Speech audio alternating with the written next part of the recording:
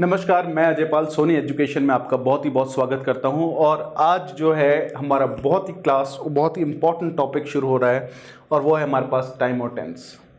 तो देखिए, अगर मैं आपको ये बोलूं कि भाई कोई फटाफट से हम जो है टाइम और टेंस समझ लेंगे या फिर टेंस को समझ लेंगे या कोई शॉर्टकट मैं आपको बता दूंगा, तो देखिए फिर से ये वही प्रॉब्लम क्रिएट करेगा जो पहले हमारे पास थी।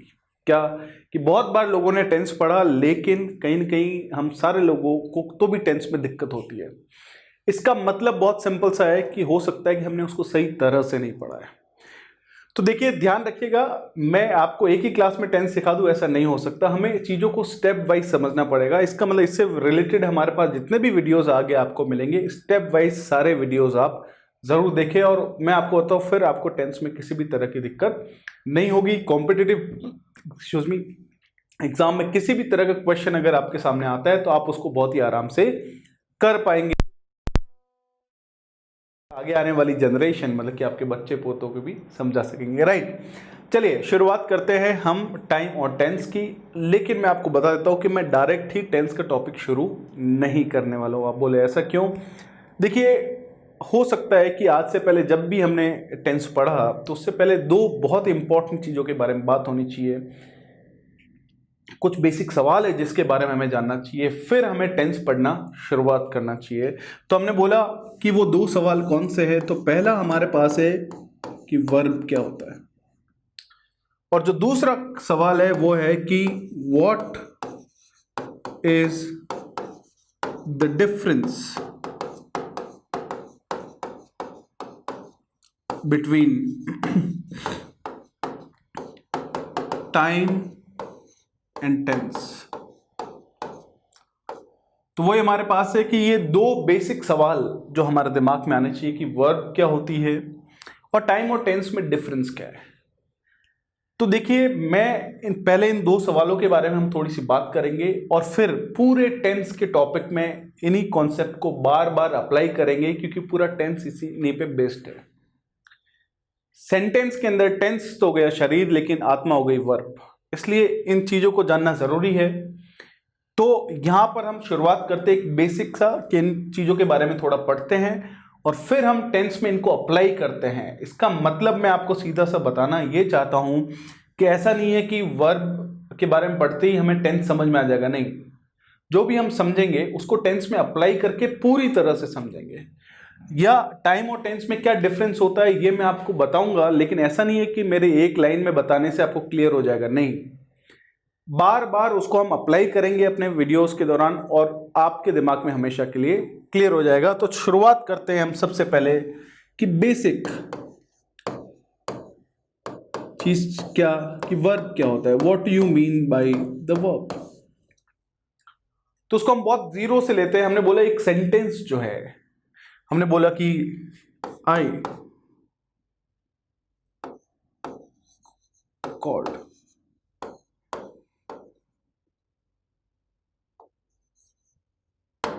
सिंपल सा सेंटेंस लेगा, आई कॉल्ड जो है। तो हमने बोला सेंटेंस क्या होता है? ग्रुप ऑफ वर्ड जिसका कंप्लीट सेंस निकलता है। तो हमने बोला ये जो वर्ड है वो क्या है? तो हमने बोला ये वर्ड है प्रोनाउन।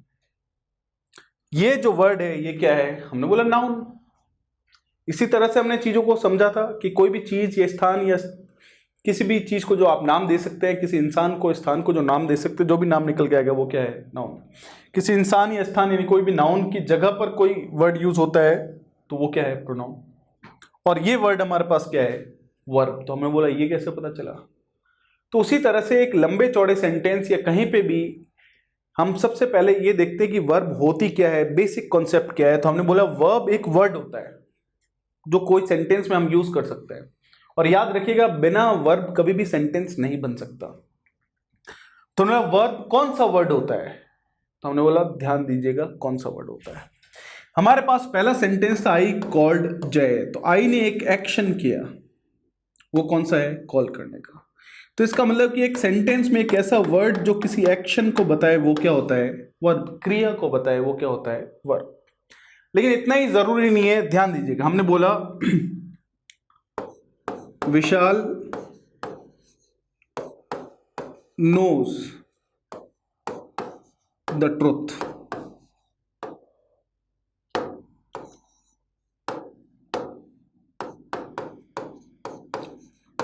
विशाल को सच पता है, तो यहां पर आप देखेंगे कि वर्ब क्या है, नोस, ये एक वर्ब है, लेकिन यहां पे आप देखेंगे कि ये एक एक्शन को नहीं बता रहा है।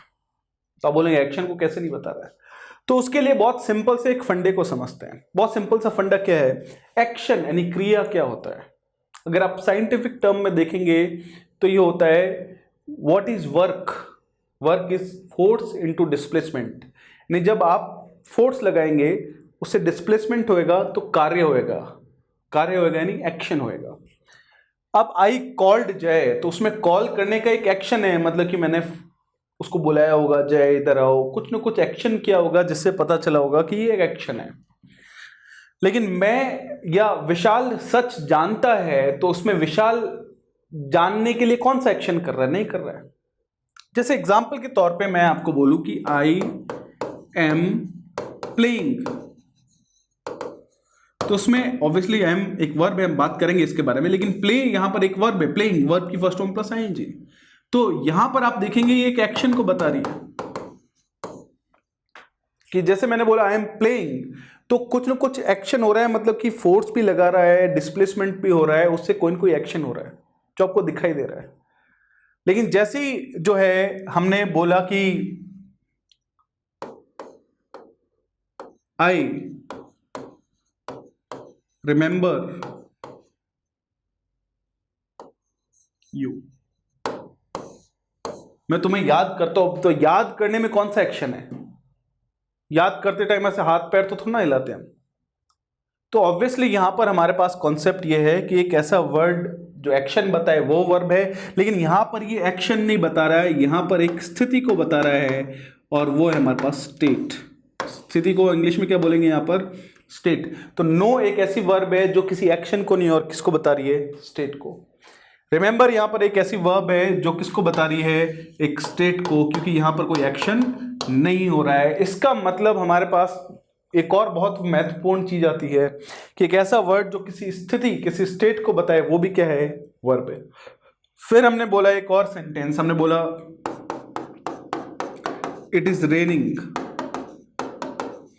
बारिश हो रही है, तो उसमें रेनिंग क्या है, हमारे पास वर्ब है, लेकिन ये किसी एक्शन को तो नहीं बता रही है।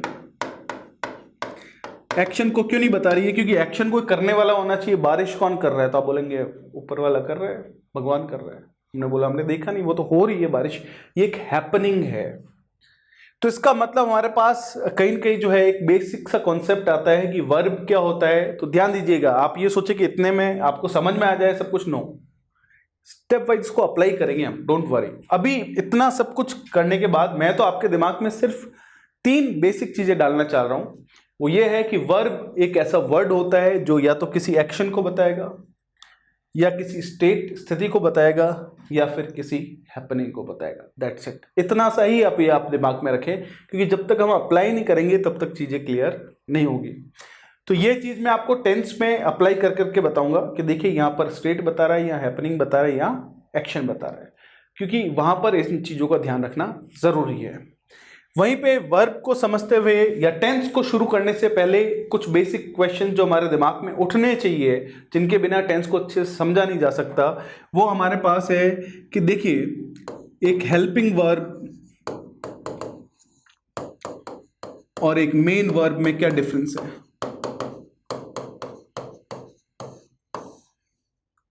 और यहां मैं जो आपको बताना जा रहा हूं वो आप ये सोचो कि अभी एकदम से ही 2-4 लाइन में सीखने को मिल जाएगा, नो नो, मैं आपको क्लियर कर लेता हूं। नो, ये चीजें हम अप्लाई करेंगे क्योंकि ये टेंस की आत्मा होगी, ये चीज जो हम पढ़ने वाले हैं। और आपको कहीं के टेंस को पढ़ते समय किन किन चीजों का ध्यान रखना चाहिए, इसलिए मैं आपको ये चीजें पहले से एडवांस में बता रहा हूं, ताकि टेंस जब पढ़ेंगे तो ये चीजें दिमाग में रखते हुए पढ़ेंगे तो टेंस आपके लिए क्या हो जाएगा, आसान हो जाएगा। तो एक बार के लिए लग सकता है कि 2-4 सेंटेंस लिख लिए लेकिन कोई क्लियर नहीं है, वो मैं भी जानता हूं, लेकिन मैं ये चाहता हूं कि इसको स्टेप वाइज करने से ही हम टेंस को पूरी तरह से समझ सकते हैं। ध्यान दीजिएगा, हेल्पिंग वर्ब कितने तरह की होती है, 3 तरह की होती है। कौन कौन सी, बी, डू और हैव। आप बोलेंगे ये क्या है, तो हमने बोला देखिए बी की फॉर्म्स होती है is, am, are, second form होती है वॉज, वर, और थर्ड फॉर्म हमारे पास जो है वो क्या होती है, बीन। तो इसको मैं आपके लिए वापस से लिख ले रहा हूँ। हेल्पिंग वर्ब्स, हेल्पिंग वर्ब्स हमारे पास कितने तरह की है, 3 तरह की। कौन कौन सी है? पहली है बी, जिसकी फॉर्म्स कौन कौन सी है, इज, एम, आर। ठीक है। सेकेंड फॉर्म क्या है, वॉज, वर। और थर्ड फॉर्म क्या है, बीन। ये पहली हेल्पिंग वर्ब्स है। दूसरी हैव, जिसकी एक और फॉर्म निकल के आती है हैज, सेकेंड फॉर्म है हैड और थर्ड फॉर्म है हैड।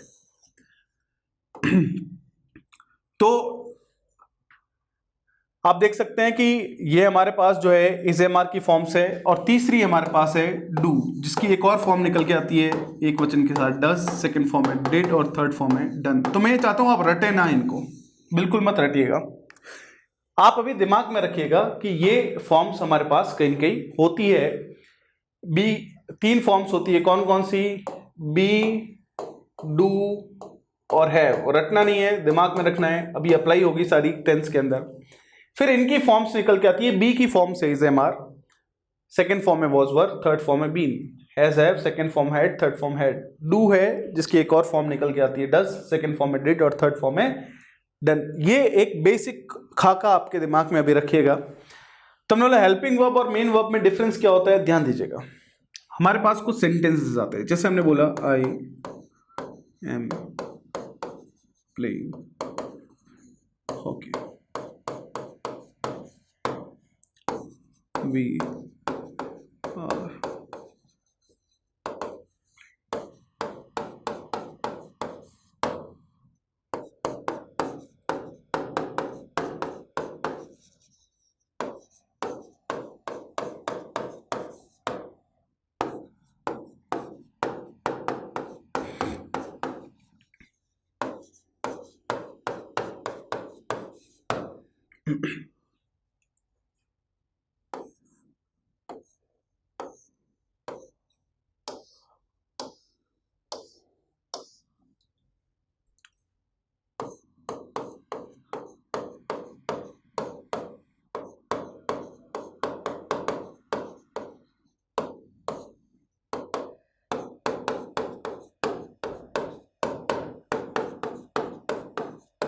चलिए ध्यान दीजिएगा, ठीक है।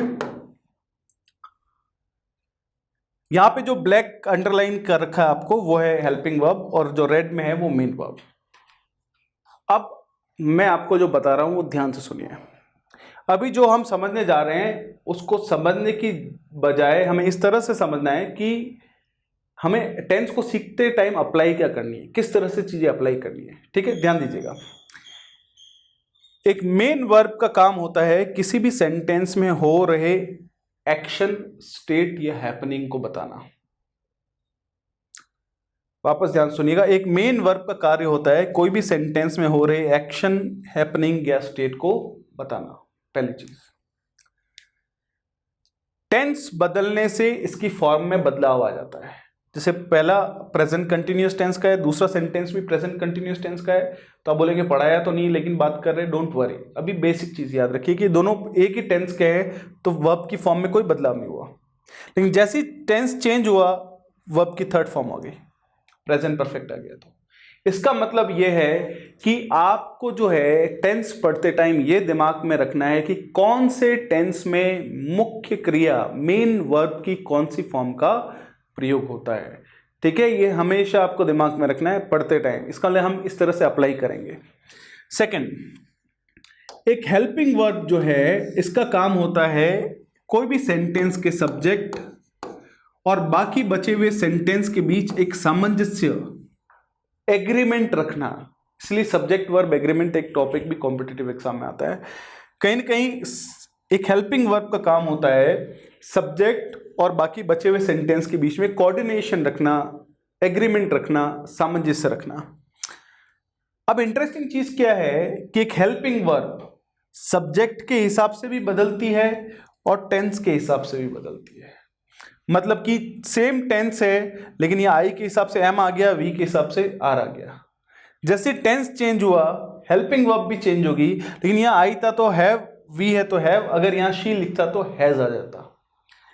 इसका मतलब हमें ये चीज को क्लियर रखना है, और इंपॉर्टेंट चीज है हमारे पास कि आपको जब टेंस पढ़ रहे हैं, मैं जब आपको पढ़ा रहा हूं उस समय आपको हर बार ये नजर में रखना है क्या, दो चीजें। पहली, कौन से सब्जेक्ट के हिसाब से कौन सी हेल्पिंग वर्ब आती है और कौन से टेंस के हिसाब से वो बदल जाती है। ठीक है, ये पहली चीज याद रखनी है टेंस को पढ़ते समय। दूसरी चीज जो बहुत इंपॉर्टेंट है कि कौन से टेंस में किस तरह की मेन वर्ब की फॉर्म का यूज होता है। ठीक है, तो ये जो सारा कुछ मैं आपको पढ़ा है, ये अभी हमारी बात हुई है, उसका कोई एक्स्ट्रा ऑर्डिनरी मीनिंग नहीं था कि मैं आपको एकदम से कुछ इंटरेस्टिंग सा बताऊं। ये एक बहुत बेसिक चीज थी जो टेंस को पढ़ने से पहले या पढ़ाने से पहले हमें दिमाग में रखनी जरूरी है। क्या कि हेल्पिंग वर्ब और मेन वर्ब कौन से टेंस में किस तरह से बदलती है। इसका मतलब ये हमें एकदम से सीखने को नहीं मिलता है, ये इंट्रोडक्टरी वीडियो है, तो मैं आपको बताता हूं कि हमें ये टेंस में अप्लाई करना है। और मैं आपको बार बार बताता रहूंगा, और बार बार मतलब कि 12 टाइम्स, 12 बार मैं आपको बताऊंगा। इस कॉन्सेप्ट को अप्लाई करेंगे तो एक बार नहीं, दो बार नहीं, 12 बार में आपके दिमाग में हमेशा के लिए क्लियर हो जाएगा। राइट, तो ये कहीं कि पहला क्वेश्चन है जिसके बारे में थोड़ा डिस्कस होना चाहिए टेंस से पहले। अब हम आते हैं दूसरे क्वेश्चन पे, जो भी इसी तरह से डिस्कस होएगा थोड़ा, फिर हम टेंस शुरू करेंगे और बार बार वो चीजें हम अप्लाई करेंगे और आपके लिए चीजें आसान हो जाएगी। ठीक है, ध्यान दीजिएगा। दूसरा जो क्वेश्चन है वो है टाइम और टेंस के बीच का डिफरेंस। आप बोलेंगे समय और काल, वो तो हमने हिंदी बना दिया, हिंदी नहीं बनाना। अब जितने भी आपके दिमाग में बहुत सारी चीजें हो सकती है, लेकिन मैं चाहता हूं कि उनको एक बार साइड में रखें। हो सकता है कि जो मैं यहाँ बात करने वाले उससे मैच भी करती हो, नहीं भी करती हो, लेकिन मैं चाहता हूं 2 मिनट के लिए थोड़ा साइड में रख लीजिए। क्या, टाइम और टेंस से रिलेटेड जो भी आपके दिमाग में है, इसको ग्रामेटिकल पॉइंट ऑफ व्यू से देखते हैं। तो हम बात करते हैं डिफरेंस की, फिर हम बात करेंगे सिमिलरिटी क्या है। लेकिन पहला जो बेसिक ग्रामर के हिसाब से डिफरेंस है वो है कि टाइम कितने तरह का होता है, 3 तरह का। कौन कौन सा? प्रेजेंट टाइम, पास्ट टाइम और फ्यूचर टाइम। तो पहला हमने क्या किया, 3 टाइप्स होते हैं, रटना नहीं है। प्रेजेंट टाइम, पास्ट टाइम और future time.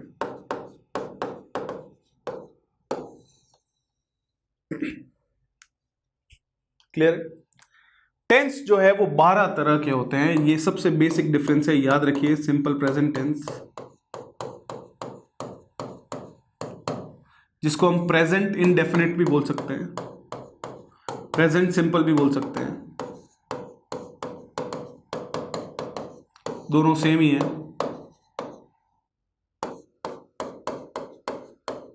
Present continuous tense, जिसको प्रेजेंट प्रोग्रेसिव टेंस भी बोलते हैं, प्रेजेंट परफेक्ट टेंस और प्रेजेंट परफेक्ट कंटिन्यूअस।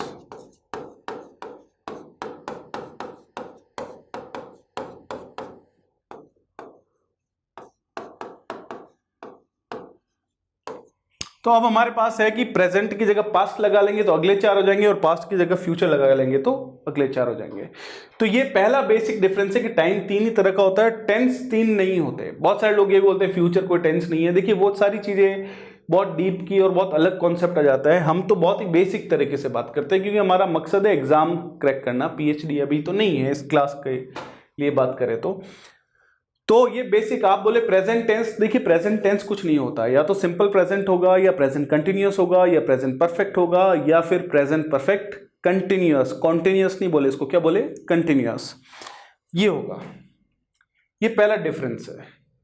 ठीक है, ये दिमाग में रखिए। अब दूसरा डिफरेंस, जो मैं ये तो नहीं बोल रहा हूं कि एकदम से आपको टाइम और टेंस के बीच में डिफरेंस समझ में आ जाएगा। अब जो मैं आपको बताने जा रहा हूं, मैं ये बोलना चाह रहा हूं आपको एक बेसिक आइडिया लग जाएगा, और उसी आइडिया का फायदा उठाते हुए मैं आपको टेंस पढ़ाते टाइम और टेंस में कॉन्सेप्ट ही क्लियर पूरी तरह से कर लेंगे हम। उसका रीज़न क्योंकि बहुत सारे लोगों को ये चीज़ क्लियर नहीं होती, इसलिए वो एग्ज़ाम में दिक्कत करते हैं। चलिए ध्यान दीजिएगा, मैं आपके सामने 2 सेंटेंसेस लिख रहा हूँ, ठीक है। पहला सेंटेंस, एक सेंटेंस लिख रहा हूँ। हमारे पास जैसे एक इंसान, हमने बोला कि आई एम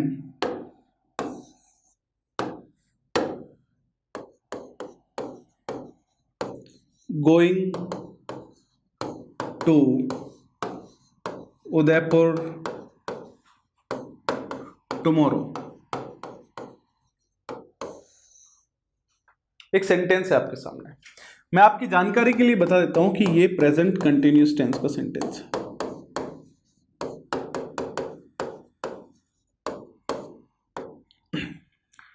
अब ध्यान दीजिएगा कि I am going to Udaipur tomorrow, तो इस सेंटेंस को अगर मैं पढ़ूं तो मैं कल उदयपुर जा रहा हूं। तो इस सेंटेंस में अगर आप देखेंगे कि कोई भी सेंटेंस की वर्ब की फॉर्म, क्रिया के रूप को देखेंगे तो आपको हमेशा टेंस का पता चलेगा। तो हमेशा आप फॉर्म को देखेंगे, रूप को देखेंगे, तो आपको हमेशा और हमेशा किसका पता चलेगा? टेंस का। यानी सब्जेक्ट के बाद is am are plus verb की फर्स्ट फॉर्म प्लस आईएनजी, यानी प्रेजेंट कंटिन्यूअस टेंस। तो आपने बोला पढ़ाया तो नहीं है, डोंट वरी, अभी पढ़ेंगे, लेकिन ये चीज अभी दिमाग में रखते हुए आप पढ़ेंगे। तो इनिशियली आपको लग सकता है कि ये ऐसा क्यों है, तो हो सकता है कि आप इस तरह के आइडिया से पहले वाकिफ नहीं हुए हो, डायरेक्ट ही टेंस पढ़ा दिया गया हो, ता है, ती है, ते है, उस वजह से शायद आज दिन तक की टेंस में दिक्कत आई हो। लेकिन मैं आपको बता रहा हूँ ये आइडिया हमेशा काम करता है, और वो ये है कि जब भी किसी सेंटेंस के रूप यानी फॉर्म की बात करते हैं हम, तो हमेशा किसका पता चलेगा हमें? टेंस का। लेकिन जब भी हम बात करते हैं उस सेंटेंस की मीनिंग का, तो हमेशा हमें क्या पता चलेगा? टाइम का। जैसे I am going to Udaipur tomorrow, मैं कल उदयपुर जा रहा हूं। कब? कल। कौन सा टाइम है? फ्यूचर टाइम है, फ्यूचर टाइम है। इसका मतलब मैं जिन जिन लोगों के दिमाग में ये गलत फहमी है कि प्रेजेंट टाइम की बात चल रही है तो हमेशा ही प्रेजेंट टेंस होगा, या तो ये गलत फहमी है। या फ्यूचर की बात चल रही है तो हमेशा ही कोई फ्यूचर टेंस का ही कोई टेंस होगा, ऐसा जरूरी नहीं है, बिल्कुल नहीं है। तो ये बताने के बाद मैं आपके दिमाग में सिर्फ एक ही पॉइंट डालना चाह रहा हूं कि टाइम और टेंस में डिफरेंस होता है। अब इसमें से कुछ आपको नहीं समझ में आया, डोंट वरी, क्योंकि मैं उतना समझाना भी नहीं चाह रहा हूं इस पर्टिकुलर स्लाइड में, क्योंकि मेरा मेन मकसद है, हमारा मेन मकसद है कि इसको अप्लाई कर करके हमें सीखना है, ठीक है।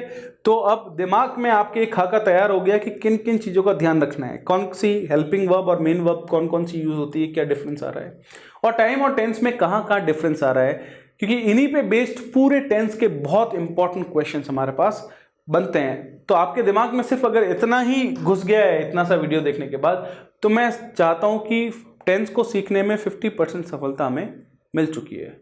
क्या? कि इन चीज़ों को ध्यान में रखते हुए हमें टेंस पढ़ना है, ठीक है। तो चलिए शुरुआत करते हैं टेंस की। और टेंस में हमारे पास कितने टेंसेस है? 12। तो सबसे पहला टेंस सिंपल प्रेजेंट टेंस।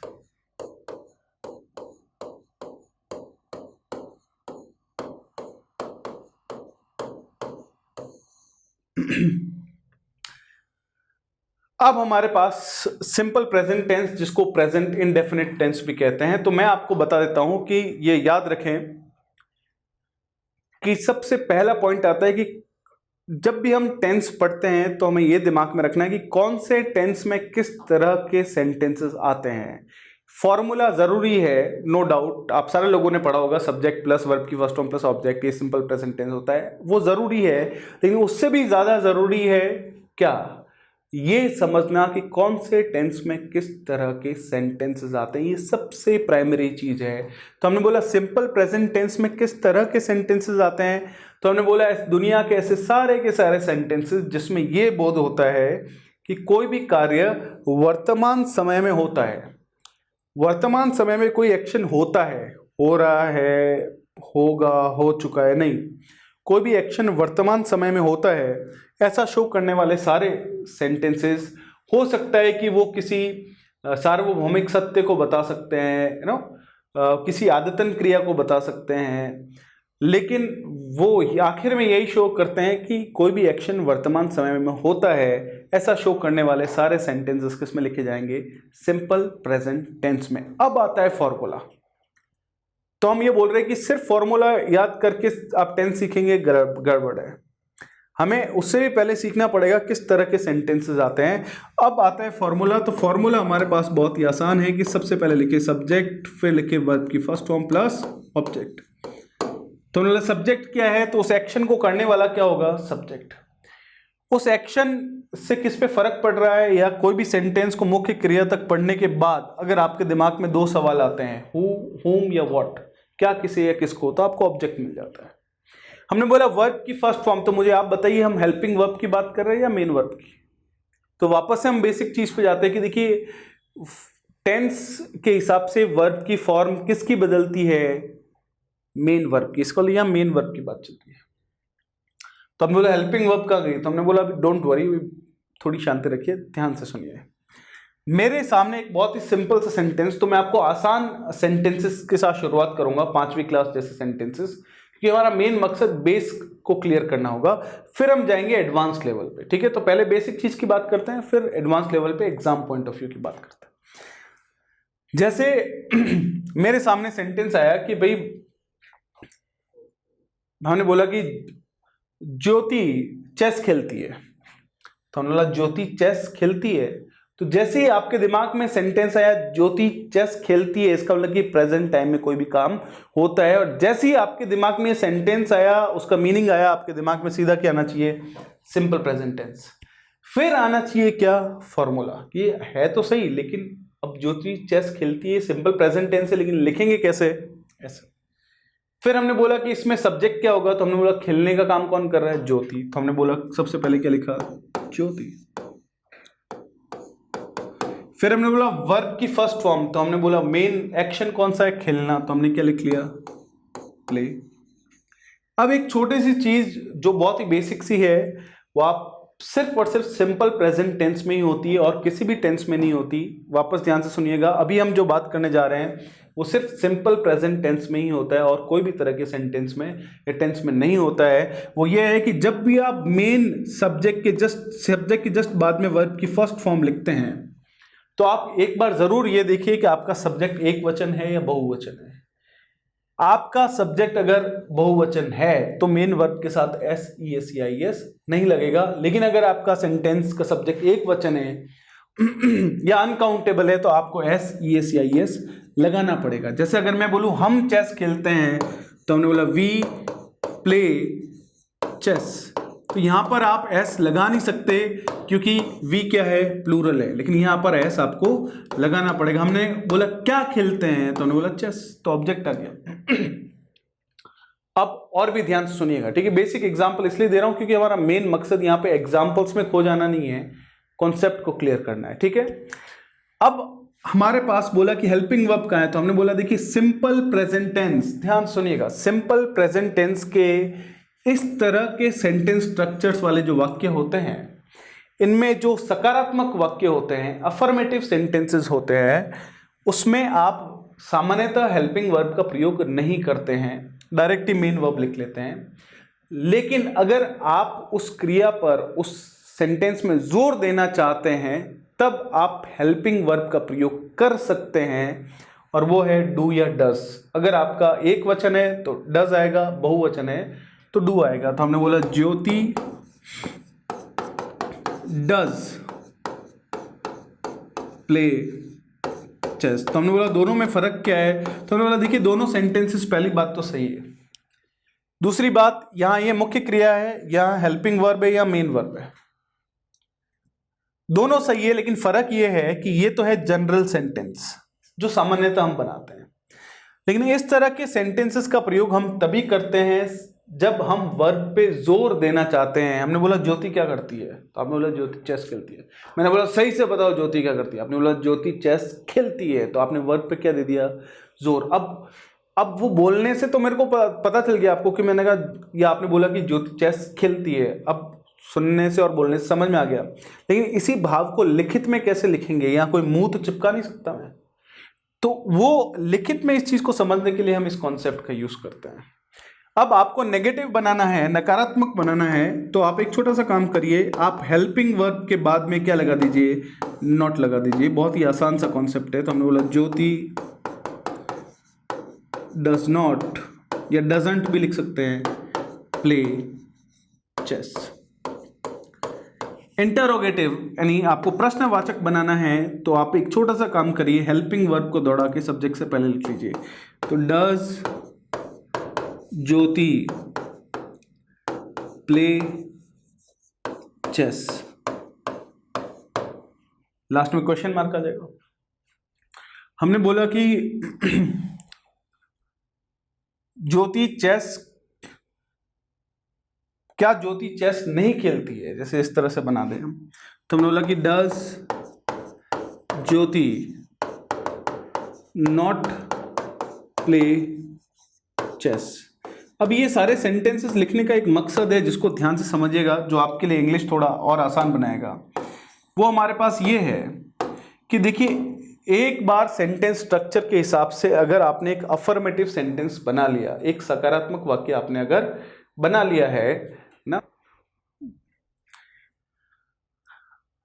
तो यहां पर मैं आपको यह समझाना चाहता हूं कि देखिए, अगर एक सकारात्मक वाक्य आपने बना लिया है किससे, एक अफर्मेटिव सेंटेंस फॉर्मूला के तहत, तो उससे negative, interrogative, interrogative negative, WH word के साथ सेंटेंस बनाना बहुत ही आसान है। जैसे हमारे पास एक छोटा सेंटेंस क्या है, ज्योति चेस खेलती है। अब हम बोलना चाहते हैं कि ज्योति चेस क्यों खेलती है, सॉरी ज्योति चेस नहीं खेलती है। क्या ज्योति चेस खेलती है, क्या ज्योति चेस नहीं खेलती है, ज्योति चेस क्यों खेलती है, ज्योति चेस कहाँ खेलती है, ज्योति चेस क्यों नहीं खेलती है।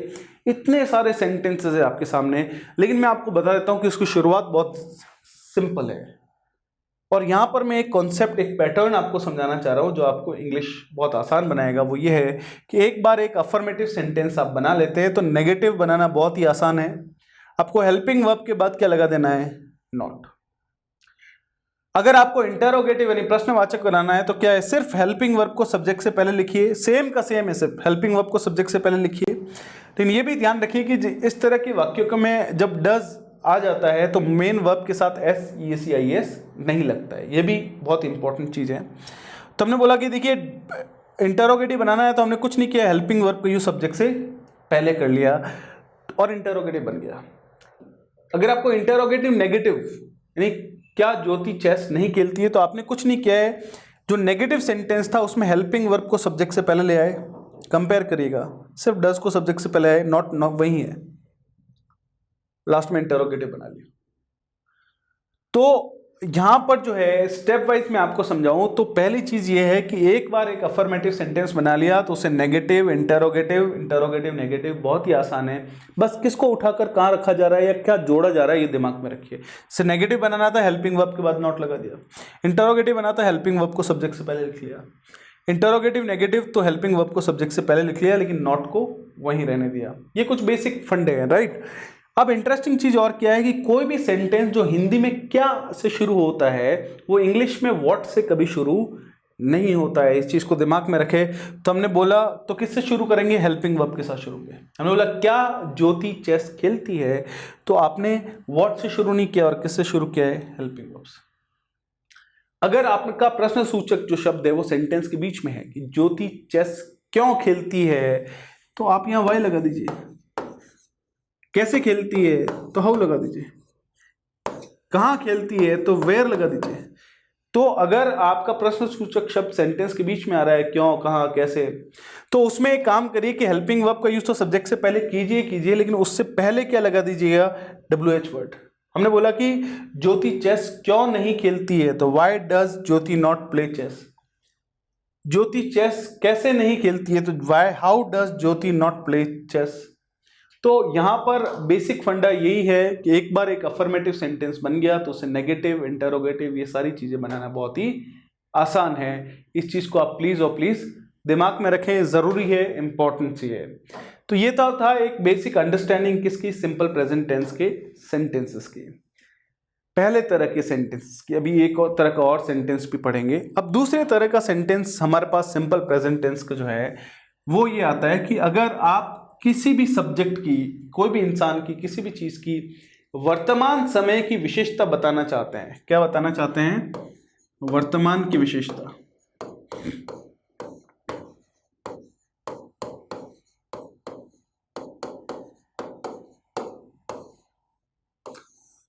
जैसे हमने बोला धोनी एक अच्छा खिलाड़ी है, तो धोनी एक अच्छा खिलाड़ी है तो उसमें कोई एक्शन हो रहा है क्या? नहीं हो रहा है। तो वर्तमान समय की विशेषता बताने के लिए भी आप सिंपल प्रेजेंट टेंस का ही यूज करते हैं, लेकिन इसका फॉर्मूला इस तरह से आता है, सब्जेक्ट के बाद इज एम आर प्लस जो भी वो क्वालिटी है, एडजेक्टिव है, वो आप लिख लेते हैं, है ना। नाउन कॉम्प्लीमेंट भी बोल सकते हैं हम।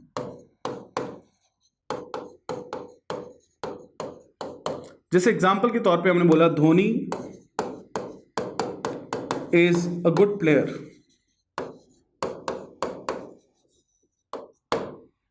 तो यहां पर आप देखेंगे कि Dhoni is a good player, तो इसमें कोई मेन एक्शन हो रहा है क्या? नहीं हो रहा है।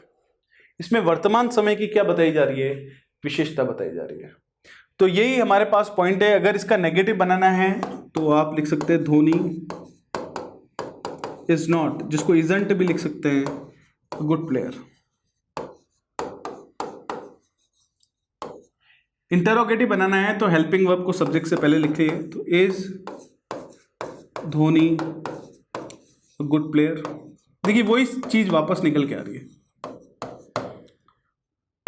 Interrogative negative, is Dhoni not a good player.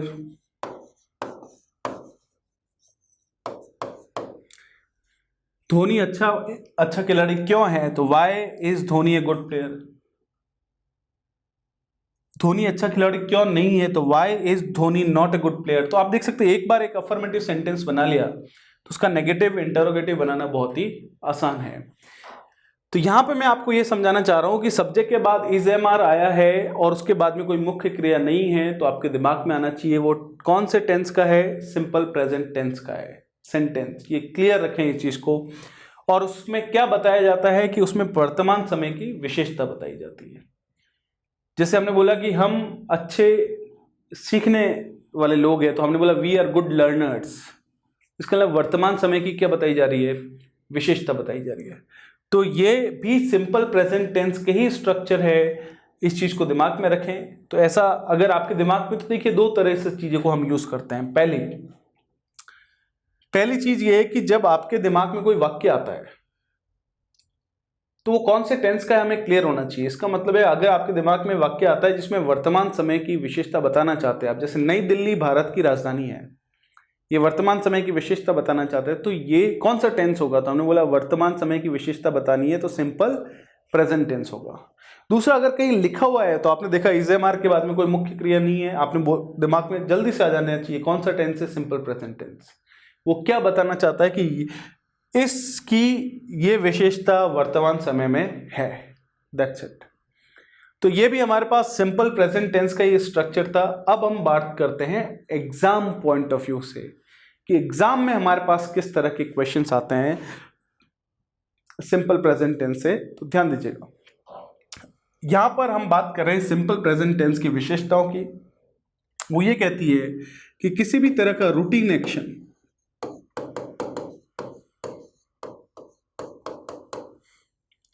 क्या है? Routine action. रूटीन एक्शन क्या होगा?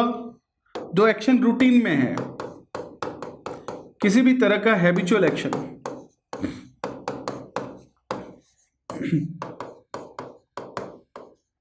किसी भी तरह का रिपीटेड एक्शन। तो हमने बोला ये क्या है? तो हमने बोला देखिए प्रेजेंट टाइम में बहुत इंपॉर्टेंट चीज है यहां पर, प्रेजेंट टाइम यानी वर्तमान समय में हो रहे किसी भी रूटीन एक्शन, हैबिचुअल एक्शन या रिपीटेड एक्शन को लिखने के लिए हमेशा और हमेशा सिंपल प्रेजेंट टेंस का प्रयोग होता है। जैसे एग्जांपल के तौर पे अगर मैं यहां पर लिखूं कि my father is working in a bank. अब ध्यान दीजिएगा, ठीक है, बहुत इंपॉर्टेंट चीज की बात कर रहे हैं। अगर स्ट्रक्चर वाइज देखेंगे तो ये सेंटेंस ठीक लगेगा क्योंकि आगे आने वाला टेंस हमारे पास होगा प्रेजेंट कंटिन्यूअस, जो कहता है कि सब्जेक्ट के बाद इज एम आर आएगा और इज एम आर के बाद में वर्ब की फर्स्ट फॉर्म प्लस आईएनजी आएगी, है ना। स्ट्रक्चर वाइज तो सही है, इसीलिए हमने बोला कि सेंटेंस स्ट्रक्चर जो फॉर्मूला है वो इंपॉर्टेंट है, लेकिन उससे भी इंपॉर्टेंट क्या है कि कौन से टेंस में किस तरह के सेंटेंसेस आते हैं। और यहां हमने बात की कि रूटीन एक्शन है ये, तो मेरे पिताजी बैंक में काम करते हैं, ये क्या है? रूटीन एक्शन, यानी रोज करते हैं, बार बार करते हैं। तो इसका मतलब ये है कि इसको आप किसी और टेंस में लिख ही नहीं सकते, आपको लिखना पड़ेगा सिंपल प्रेजेंट टेंस में। और सिंपल प्रेजेंट टेंस यानी सब्जेक्ट के बाद में वर्ब की फर्स्ट फॉर्म, किसकी? मेन वर्ब की। तो यहाँ फर्स्ट मेन वर्ब क्या है? वर्किंग। इसकी फर्स्ट फॉर्म क्या है? वर्क। अब आपने देखा सब्जेक्ट एक वचन है तो क्या लगा दिया? यस। तो ये हमारे पास है कि हमने बोला कि she goes for a walk every day, वो रोज वॉक पे जाती है। तो ये उसका क्या है? हैबिचुअल एक्शन है, रूटीन एक्शन है, रिपीटेड एक्शन है। तो कौन सा टेंस आ गया? Simple present tense.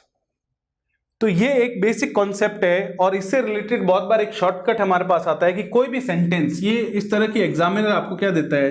कुछ हिंट देता है। तो कोई भी सेंटेंस आप पढ़ रहे हैं और उस सेंटेंस के अंदर every day, every week, every year, every month, every year, daily, regularly, often, अगर इस तरह की एडवर्ब्स, इनको हम एडवर्ब्स ऑफ टाइम कहते हैं, एडवर्ब्स ऑफ फ्रीक्वेंसी कहते हैं, व्हाटएवर, लेकिन इस तरह के वर्ड्स अगर आ जाते हैं every day, every week, every month, every year, daily, regularly, often, तो आप ये दिमाग में रखें। और आपको खाली जगह दे रखी है, तो जनरली वहां पे अगर आपको वर्ब पूछी गई है, इसका मतलब आपको टेंस पूछा गया है, तो कौन सा होगा? Simple present tense. ये एक बहुत ही बेसिक सा फंडा हमारे लिए था, बहुत ही बेसिक, बहुत ही इंपॉर्टेंट सा क्वेश्चन हमारे पास बनता है। तो आप प्लीज और प्लीज इस चीज को दिमाग में रखें, ठीक है। वहीं पे हमारे पास दूसरा जो कॉन्सेप्ट आता है वो हमारे पास है यूनिवर्सल ट्रुथ। जितने भी सार्वभौमिक सत्य है, चिरंतन सत्य है, वो हमेशा सिंपल प्रेजेंट टेंस में ही लिखे जाते हैं। जैसे बहुत ही सिंपल सा एग्जांपल मैं आपको बताता हूं। हमने बोला कि the earth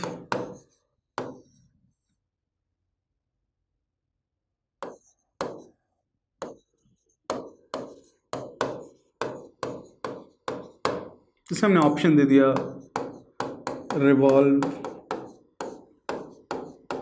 revolves is revolving. अब ध्यान दीजिए, मैं आपको ये समझा क्यों रहा हूं। देखिए क्या होता है कि एग्जाम में जब क्वेश्चन आने की गुंजाइश रहती है, तो कहीं न कहीं हमारे दिमाग में ये आता है कि जब भी फिल इन द ब्लैंक आता है, तो हमारे दिमाग में आता है एक काम करते हैं, इसको इसमें रखते हैं और इसकी हिंदी बनाते हैं। ऐसा हम बहुत सारे लोग गलती करते हैं। The earth revolve around the sun. अब किसी को क्लियर है तब तो वो समझ जाएगा कि रिवॉल्व भी आ सकता है, लेकिन तो भी चलिए मान लेते हैं इन दो ऑप्शन है हमारे पास। The earth revolves around the sun, पृथ्वी सूरज के चारों ओर घूमती है, ठीक है, घूमती है। The earth is revolving around the sun, यानी पृथ्वी सूरज के चारों ओर घूम रही है, तो हाँ घूम तो रही है। तो ये कहीं कहीं हिंदी में फिर एक कंफ्यूजन बैठता है, और उसके लिए हमारे पास है लैंग्वेज का कॉन्सेप्ट। और लैंग्वेज का जो कॉन्सेप्ट हमारे पास है वो हमारे पास ये है कि फॉर्मूले वाइज तो ये भी सही है, प्रेजेंट कंटिन्यूअस टेंस, सब्जेक्ट के बाद is am are plus verb की फर्स्ट फॉर्म प्लस आईएनजी। लेकिन कॉन्सेप्ट वाइज ये गलत माना जाएगा। इसका मतलब हमारे पास ये है कि देखिए, कोई भी सेंटेंस में जब टेंस की बात कर रहे हैं तो फॉर्मूला इंपॉर्टेंट है, लेकिन वो सेकेंडरी है। उससे भी इंपॉर्टेंट है ये समझना कि किस तरह के सेंटेंसेस कौन से टेंस में आते हैं। हमने बोला यूनिवर्सल ट्रुथ यानी simple present tense. Simple present tense यानी सब्जेक्ट के जस्ट बाद में वर्ब की फर्स्ट फॉर्म, और सब्जेक्ट एक वचन है तो मेन वर्ब के साथ एस। जैसे एग्जांपल के तौर पे हमने बोला कि पानी जो है 100 डिग्री सेंटीग्रेड पे उबलता है, ये यूनिवर्सल ट्रुथ है। आपने बोला नमक डाल देंगे तो उबलेगा नहीं, लेट उबलेगा। हमने बोला नमक डालने के बाद वो वाटर नहीं रहेगा, सॉल्यूशन बन जाएगा NaCl के साथ। तो हमने बोला water boils at 100 degree centigrade, तो सब्जेक्ट के बाद में वर्ब की फर्स्ट फॉर्म। तो यूनिवर्सल ट्रुथ कह दो, यूनिवर्सल फैक्ट कह दो, है ना। जैसे New Delhi is the capital of India, तो ये यूनिवर्सल फैक्ट है। तो वही हमारे पास है कि उसको लिखने के लिए यूज क्या होगा, सिंपल प्रेजेंट टेंस। तो ये सिंपल प्रेजेंट टेंस का दूसरा एक बहुत ही महत्वपूर्ण यूज था, जिसको प्लीज और प्लीज आप दिमाग में रखें। इसके बाद में हमारे पास एक बहुत ही इंटरेस्टिंग और बहुत ही इंपॉर्टेंट चीज आती है कि जब भी हम किसी फिक्स टाइम टेबल की बात करते हैं, और स्पेशली हम टाइम टेबल किसका, बस, ट्रेन या फिर एरोप्लेन का। इसको समझाने के लिए मैं आपको एक बहुत बेसिक सा एग्जांपल देता हूं। अगर आप रेलवे स्टेशन गए, ऐसा मान लेते हैं कि फोन वोन की सुविधा नहीं है या इंटरनेट नहीं आ रहा है, और आपको जो है वो जाना है जयपुर से अहमदाबाद। आप जयपुर रेलवे स्टेशन पे पहुंचे, आप इंक्वायरी पे पहुंचे, आपने देखा कि ट्रेन तो जा चुकी है। अब अगर आपको नेक्स्ट ट्रेन के लिए पूछना है, तो आप मुझे ये बताइए कि आप क्या ये पूछेंगे कि अगली ट्रेन कितने बजे की होगी, या आप ये पूछेंगे कि अगली ट्रेन कितने बजे की है? आप ये पूछेंगे अगली ट्रेन कितने बजे है, राइट? सामने से जवाब क्या आएगा? जैसे मान लेते हैं कि अगली ट्रेन कल सुबह 10 बजे, तो हम सामने वाला इंसान क्या बोलेगा, अगली ट्रेन कल सुबह 10 बजे होगी या अगली ट्रेन कल सुबह 10 बजे है? तो अंडरस्टूड है, वो यही बोलेगा कि अगली ट्रेन कल सुबह 10 बजे है। इसका मतलब यह है कि ट्रेन, एरोप्लेन या बस के जो फिक्स्ड शेड्यूल या फिर टाइम टेबल की बात करते हैं, तो अगली ट्रेन कितने बजे की है, कितने बजे जाएगी, अगली बस कितने बजे की है, अगली एरो फ्लाइट कितने बजे की है, सिर्फ इसी तरह के वाक्यों की बात कर रहे हैं हम। ये बताने वाले सेंटेंसेस हमेशा किस में लिखे जाते हैं, सिंपल प्रेजेंट टेंस में। जैसे हमने बोला कि the next train to Mumbai departs at 10 AM tomorrow. अब मैं आपको वापस से बता दे रहा हूं टाइम और टेंस में डिफरेंस जो बार बार आएगा। यहां पे भी देखिए कि कल सुबह 10 बजे की है, लेकिन उसको लिखा किस में जाएगा, सिंपल प्रेजेंट टेंस में। तो मीनिंग के हिसाब से देखेगा तो पता चलेगा फ्यूचर टाइम की बात चल रही है, लेकिन वर्ब की फॉर्म से पता चलेगा, सब्जेक्ट के बाद में वर्ब की फर्स्ट फॉर्म, तो आपको पता चलेगा कौन सा टेंस है, सिंपल प्रेजेंट टेंस। तो ये हमेशा याद रखें आप कि बस, ट्रेन या एरोप्लेन के फिक्स टाइम टेबल की बात करते हैं, स्पेशली इस तरह के सेंटेंसेस की कि अगली ट्रेन कितने बजे की है, अगली बस कितने बजे की है। तो उस कंडीशन में, और इसको थोड़ा और एडवांस लेके चले तो कोई भी आप कह सकते कि किसी भी तरह का इवेंट जो फिक्स्ड हो चुका है उसको सिंपल प्रेजेंट टेंस में लिखा जाता है। और यहां पर ये ध्यान रखिएगा कि यहां विल नहीं लगा सकते। अगर आप ये लिखेंगे the next train to Mumbai will depart, तो वो गलत माना जाएगा इंग्लिश के अंदर। तो बस, ट्रेन और एरोप्लेन की भी बात दिमाग में रखें, लेकिन एक और चीज दिमाग में रखें कि कोई भी एक्शन जिसका नियर फ्यूचर में होना तय हो गया है उसको सिंपल प्रेजेंट टेंस में लिखते हैं। हमने बोला कैसे, तो चलिए ध्यान दीजिएगा। मैं आपके सामने 2 सेंटेंसेस बोल रहा हूं, फिर एग्जांपल्स देखेंगे। मैं अगर आपको बोलूं कि कल एक मैच खेलेंगे, तो इसका मतलब क्या हो गया, खेलेंगे मतलब श्योरिटी नहीं है। लेकिन अगर मैं आपको बोलूं कल एक मैच खेलते हैं, इसका मतलब क्या हो गया, फिक्स कर रहे हैं हम। तो वही है कि नियर फ्यूचर में अगर किसी एक्शन का होना फिक्स हो गया है, स्पेशली जो है ये ऑफिशियल चीजों में ज्यादा यूज होता है, तो उसको लिखने के लिए भी सिंपल प्रेजेंट टेंस ही यूज होता है।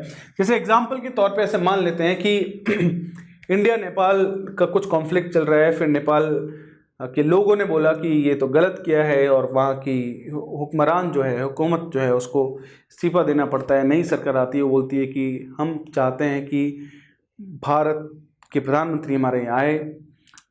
तो हम लोगों ने भारत के प्रधानमंत्री को भेजा वहाँ, या वो गए या फिर जाने वाले हैं। तो हमने बोला कि अब वो आइडिया फिक्स हो चुका है। ऐसा थोड़ा है कि भाई एकदम से सुबह मोदी जी उठेंगे, बोलते यार बहुत दिन हो गए, आज तो नेपाल जाके आ जाते हैं, और सुबह फ्लाइट ली और नेपाल बक्सा लेके गए, बैग लेके गए और प्रधानमंत्री के घर पे टक के अरे मैं आ गया।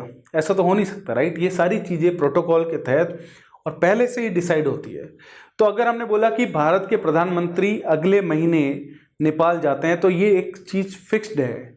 तो इस तरह के जो हमारे पास फिक्स्ड काम हो जाते हैं, जो नियर फ्यूचर में क्या हो जाते हैं, फिक्स्ड हो जाते हैं। तो हमने लिखा कि the prime minister of India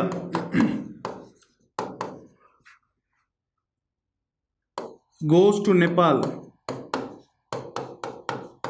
जैसे नेक्स्ट वीक, या departs for Nepal next week. तो आप देख सकते हैं कि नेक्स्ट वीक की बात चल रही है, लेकिन ये एक्शन क्या हो चुका है, फिक्स्ड हो चुका है। तो उसके कहने का मतलब है नियर फ्यूचर में होने वाली कोई भी एक्शन जो फिक्स्ड हो चुका है पहले से, जैसे ऐसा मान लेते हैं कि 2021 में टोक्यो के ओलंपिक्स होने हैं, तो हम बोलेंगे the Tokyo Olympics takes place in 2021। तो वो 2021 में होंगे, लेकिन तो भी हम सिंपल प्रेजेंट टेंस यूज कर रहे हैं, क्यों? क्योंकि वो एक ऑफिशियली डिक्लेयर हो चुकी है वो चीज। तो कोई भी चीज जो नियर फ्यूचर में फिक्स हो चुकी है प्लस उसका होना तय हो गया है, या बस ट्रेन या एरोप्लेन के जो इस तरह के आप कह सकते हैं कि हमारे पास बस ट्रेन और एरोप्लेन के टाइम टेबल जिनका जाना फिक्स्ड है, तो उनको शो करने के लिए आप हमेशा और हमेशा सिंपल प्रेजेंट टेंस का प्रयोग करते हैं। ठीक है, तो इस चीज को आप दिमाग में रखिए, ये एग्जाम पॉइंट ऑफ व्यू से बहुत ही ज्यादा इंपॉर्टेंट है। टाइम और टेंस के लफड़े में ना पड़े, मतलब कि कंफ्यूज ना होए आप, है ना, वही लफड़े में पढ़ना होता है, कंफ्यूज ना होए। इन कॉन्सेप्ट को दिमाग में रखें तो चीजें आराम से आपके लिए क्लियर रहेगी। इसके अलावा न्यूज़पेपर की हेडलाइंस है वो भी सिंपल प्रेजेंट टेंस में ही लिखी जाती है, कुछ बेसिक से इसके यूजेस है। तो यहाँ पे हमारे पास सिंपल प्रेजेंट टेंस खत्म होता है। इसके क्वेश्चंस जब हम टेंस के अंत में, अंतिम वीडियो है उसमें आपको बहुत सारी एक्सरसाइज हम डिस्कस करेंगे, उसमें ज़रूर देखें। आप खुद के बेस्ड पे भी एग्जाम बेस्ड पे भी क्वेश्चन सॉल्व करें। रीडिंग हैबिट ज़रूर रखें, रोज़ न्यूज़पेपर का एक पैराग्राफ इंग्लिश में पढ़े, ज़रूर रोज़ पढ़े ताकि आपकी हैबिट में रहेगा। नेक्स्ट वीडियो में मिलेंगे हम अगले प्रेजेंट कंटिन्यूअस टेंस के साथ, और इसी तरह से हम टेंस को अच्छे से क्लियर करते चलेंगे। लेकिन ये याद रखें कि इसके बाद में जो लास्ट वीडियो टेंस का लास्ट वीडियो के अंदर हमने जो एक्सरसाइज वाला पोर्शन डाला है उसको भी प्लीज़ आप ज़रूर देखें। Have a great time, see you in the next video, thank you so much.